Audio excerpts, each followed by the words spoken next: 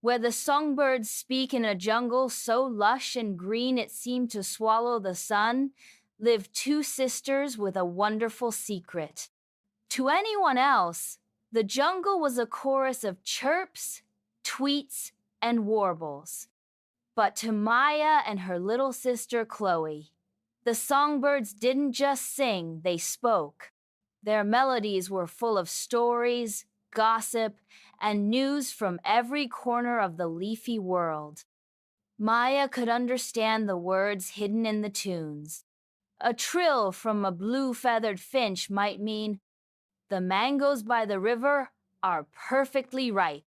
A complex melody from a bossy jay could be complaining, "The beetles on the east side are far too crunchy today." Chloe, however, had a different gift. She couldn't just understand them, she could talk back. Her own humming and whistling could ask a question, tell a joke, or even sing a tiny, made-up story that would make the birds tilt their heads in delight. Their days were filled with conversations.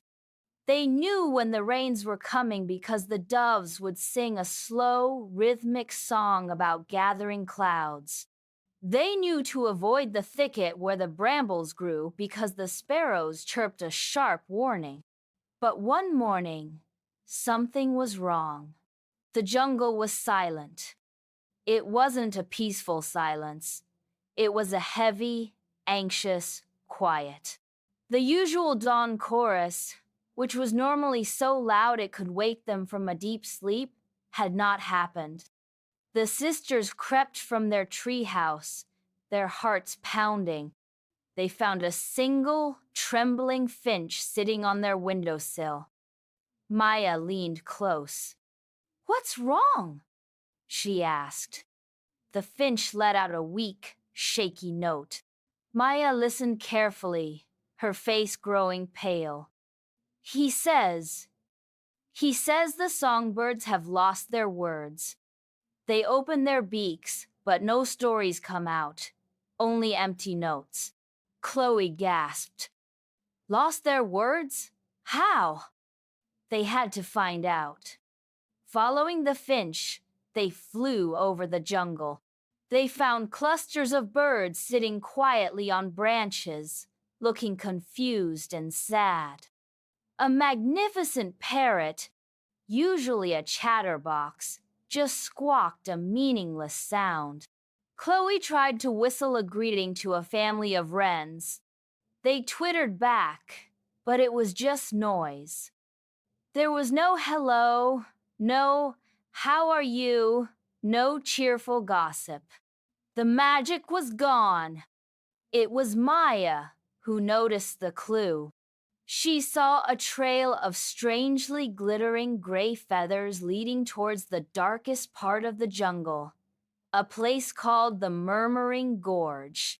"The Story Eater," whispered Maya, remembering an old tale. "A silent, shadowy creature that feeds on stories and songs. It must have swept through the jungle last night, stealing all the words from the birds." The sisters knew they had to be brave. They followed the feather trail deep into the gorge, where the light was dim and the air was cold. In the center of a clearing, they found it. The Story Eater wasn't a monster with sharp teeth.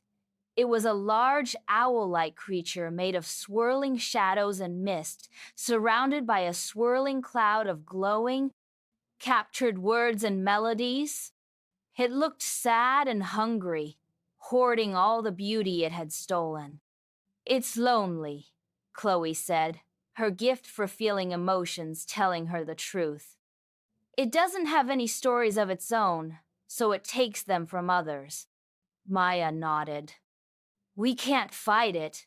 We have to give it a story. A story so good it doesn't need to steal anymore. But how do you tell a story to a creature that eats them?" Chloe knew. She looked at her sister and smiled. "We'll sing it a new story. A story about two sisters and the talking birds." Together, they began. Maya, using her gift for words, narrated the story out loud. Once upon a time, in a magical jungle, she began. And Chloe, using her gift of song, turned the words into a beautiful, soaring melody.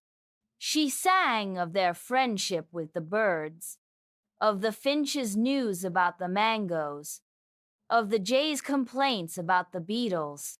She sang of the joy of conversation and the sadness of silence.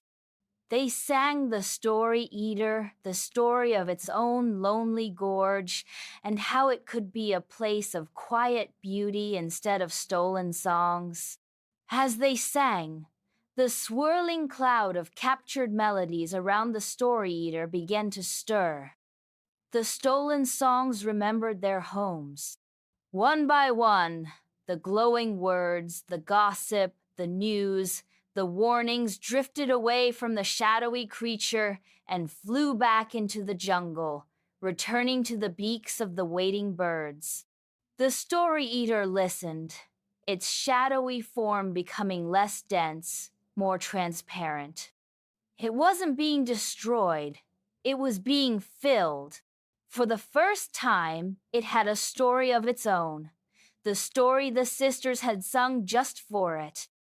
When the song ended, the story eater was gone. In its place was a gentle, warm breeze that rustled the leaves with a sound like a contented sigh. Then, from the jungle all around them, the sound returned. It started as a single, clear note from a robin, "Thank you," and grew into a triumphant symphony of tweets, chirps, and warbles. The words were back. The sisters walked home, escorted by a flock of grateful birds singing a song all about them.